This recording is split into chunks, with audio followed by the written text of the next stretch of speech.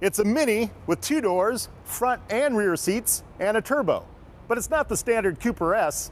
This model is called a Paceman, whatever that is. Let's motor in the 2013 Mini Cooper S Paceman.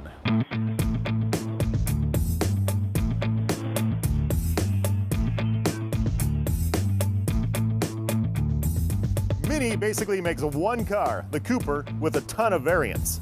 This Paceman is the latest in the lineup, joining the standard Cooper, the convertible, the Clubman, the Countryman, the Coupe, and the Roadster. All of these cars can be had with the turbocharged S engine. This Paceman is the top of the line. It's got the turbocharged engine, so it's a Cooper S. It's also got Mini's new all-wheel drive system. Now, even though it's a 2-door with front and rear seats, same as the standard Cooper, it's got a very different design. We got this slanted back roof here, which I guess is kind of modern, looking a little different. Maybe they wanted to change it up, but it's also a lot bigger than the standard Cooper. It's a full 4 inches wider, it's 4.5 inches taller, it's also a foot and 3 inches longer than the standard Cooper. But the seating arrangement is different, so let's take a look inside and check that out.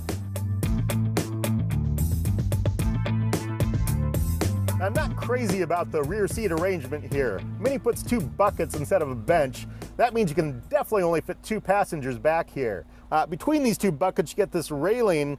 This is something that Mini started putting into the Countryman, and they put it in this car as well. The idea behind this railing is you can get accessories like cup holders or cell phone holders or something to snap into place. It's kind of a goofy idea, but you can also fold these rear seats down, maximize your cargo area, so that gives you a little more utility. Now in the Paceman here, we've got the technology package with navigation. So that puts a screen, an LCD, in the middle of this big round speedometer. That's a Mini signature.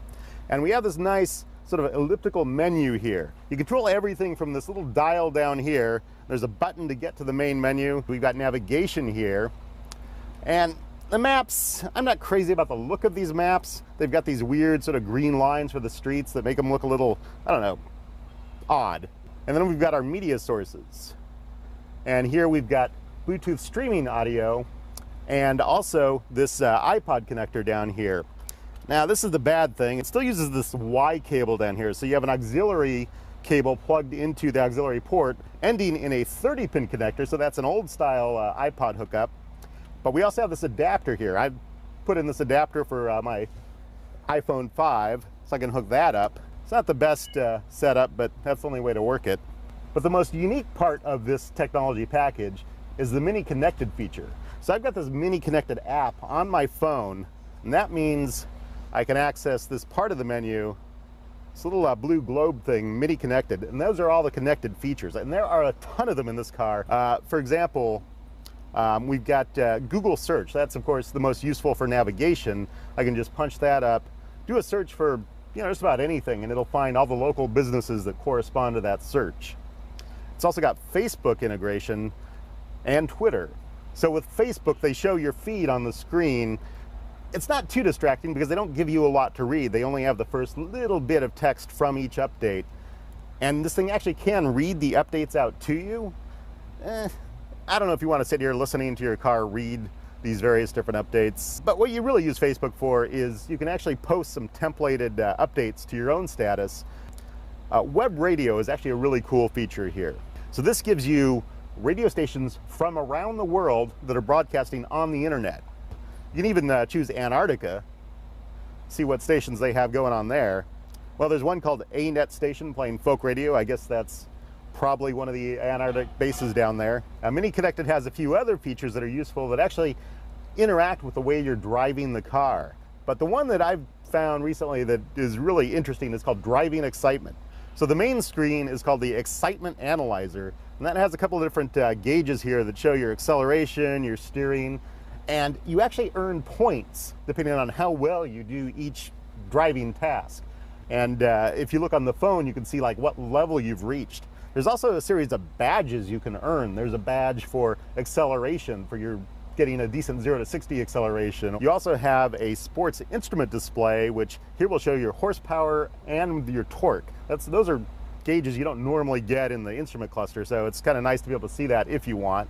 You also have a force meter, which shows how hard you're taking the car around the corners. It has a nice display. It shows the Mini kind of in the center and drifting to the side as you're taking the corners and putting the G-forces on it. Now I mentioned this fact that this car comes with the automatic transmission. It's a 1250 option. Comes standard with 6-speed manual, and I would have preferred that. It's much more fun for a Mini. The 6-speed automatic transmission isn't too bad. We've got paddle shifters here, and uniquely, it's more of a BMW Mini thing, is you actually, instead of having one side be up, one side be down, you actually pull up for upshift and push on them for a downshift. This transmission shifts pretty fast, but again, the manual would be more fun. There's also a sport mode in this car. That's just by flipping this toggle switch, puts it in sport mode, puts the transmission into sport mode, and makes the throttle a lot more responsive.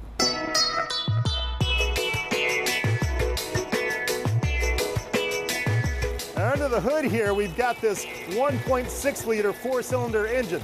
That's pretty much the same engine that all the Coopers have, but because this is the Cooper S, it's also got direct injection fuel delivery and a turbo.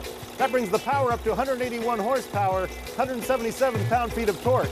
Those are pretty decent numbers for this relatively small car. It's also an economical engine. Now, interestingly enough, this is pretty much the same type of engine I looked at in the Nissan Juke Nismo last week. So let's take this guy on the road and see what it can do. So Mini Coopers, when they first came out under BMW, they were really noted for their go-kart style handling. This car, I don't know, it's bigger, I think it's heavier. There's still a good responsive steering rack here, but it just doesn't have that. I wouldn't call this go-kart handling at all. It doesn't have that same feel. It's pretty quick, you can have fun with it, but I think the standard Mini hatchback is a little better that way. I also note that this is the Cooper S, so we get 181 horsepower. I think that's necessary. I would never get a Mini without the S behind the Cooper, because you just don't get much power with the basic engine. With the turbo and direct injection, you get much more efficiency and power. It's worth it. But one thing that really kind of suffers somewhat in this car, from the fact that it comes with a Sport Tune suspension standard, and it's got fairly low profile tires. The ride quality is it's a little rough. I mean, that's supposed to aid the handling. It's supposed to keep it a little more stable in the corners, but you can really feel a lot of the road. This road's fairly rough, and this does not feel like a premium level car, which this one is supposed to be. It's a premium level compact.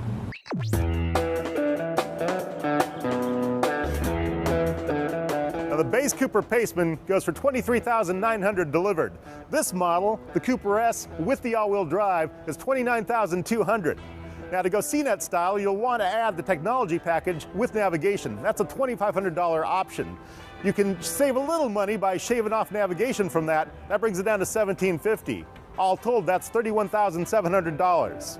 The automatic transmission is a $1,250 option. I would get the manual transmission. It's a lot more fun. And in fact, I would get the standard Cooper S, not the Paceman, because I think that smaller car is a lot more fun too.